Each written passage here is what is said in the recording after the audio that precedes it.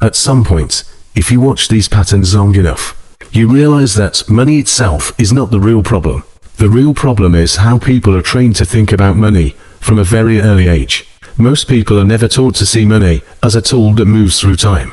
They see it as something that arrives, gets spent, and disappears. This creates a short-term mindset where decisions are made based on comfort, relief, and emotion rather than consequence. Every system around them reinforces this thinking.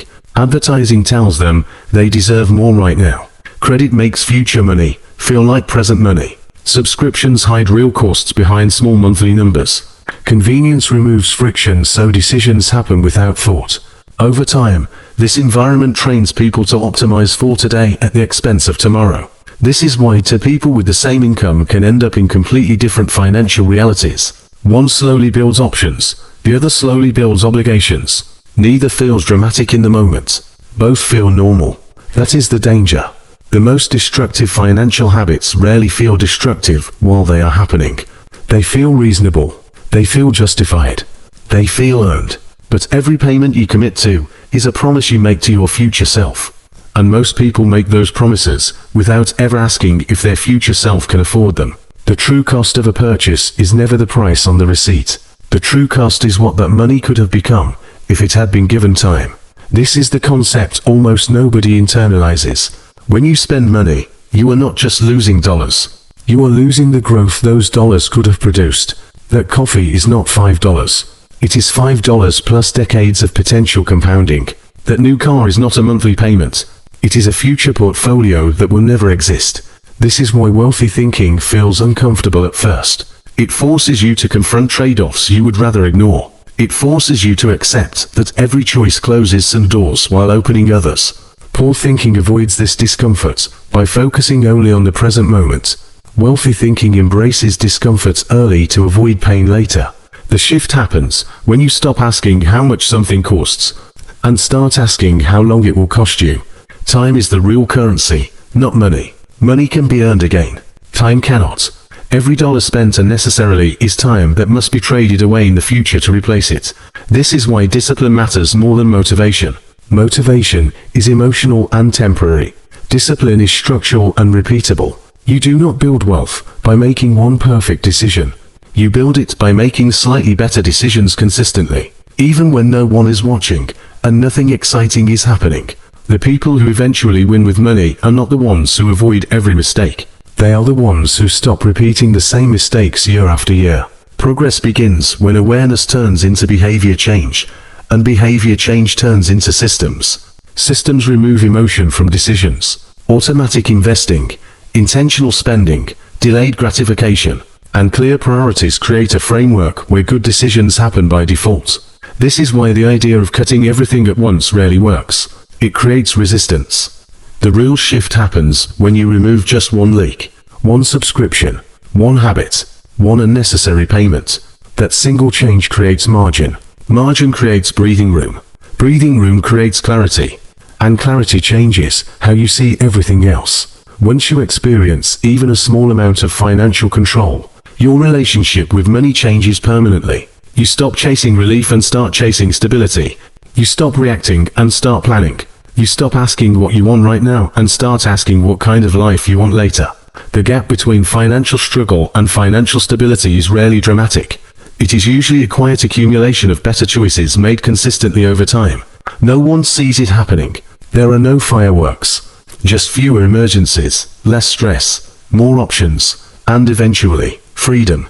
This is why wealth feels invisible while it is being built and obvious only when it already exists. The people who appear lucky are usually just disciplined for a long time.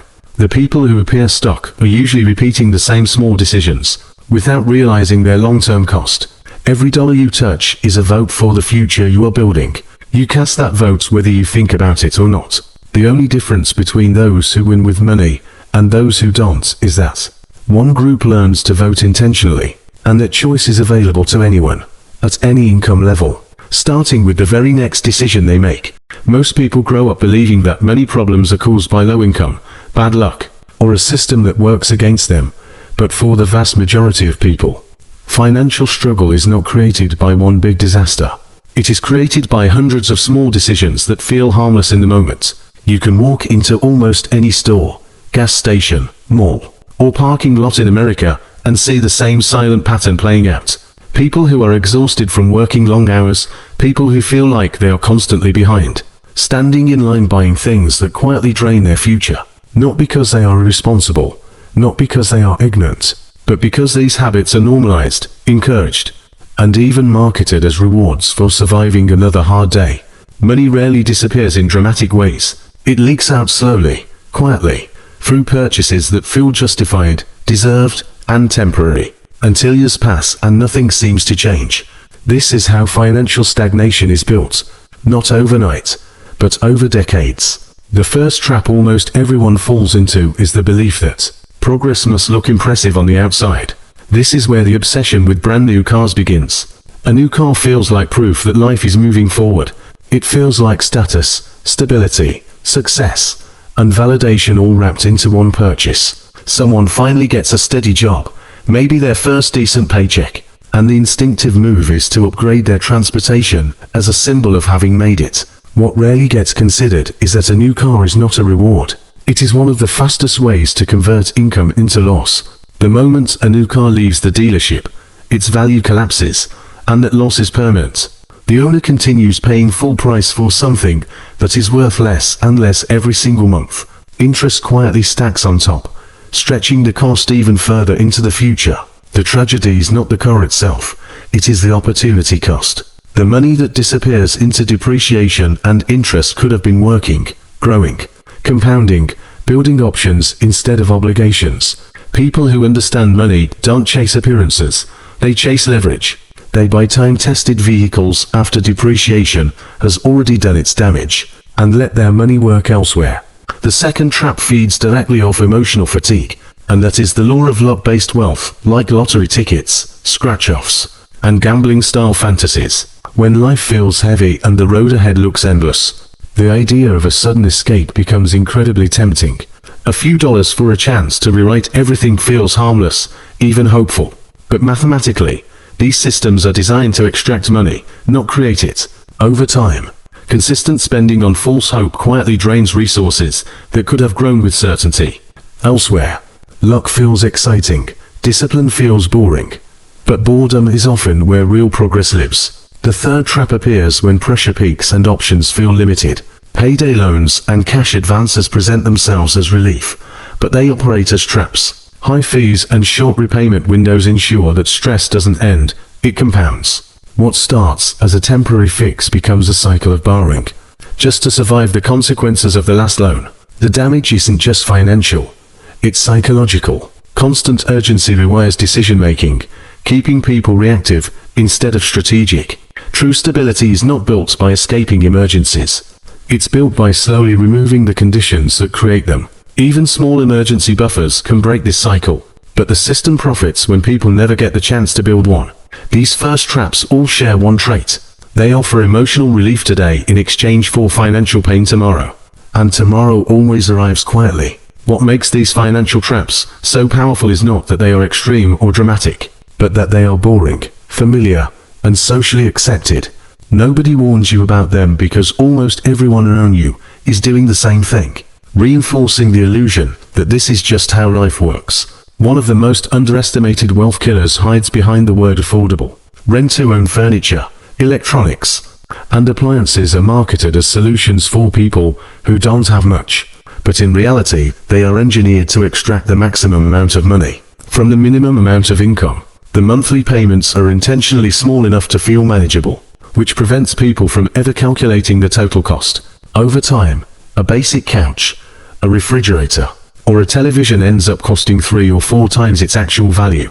The customer isn't paying for the product, they're paying for the illusion of access. Ownership is delayed, flexibility is destroyed, and financial breathing room disappears. What makes this trap especially dangerous is that it feels like progress. The apartment looks better, the home feels more complete, but beneath the surface the financial foundation is weakening.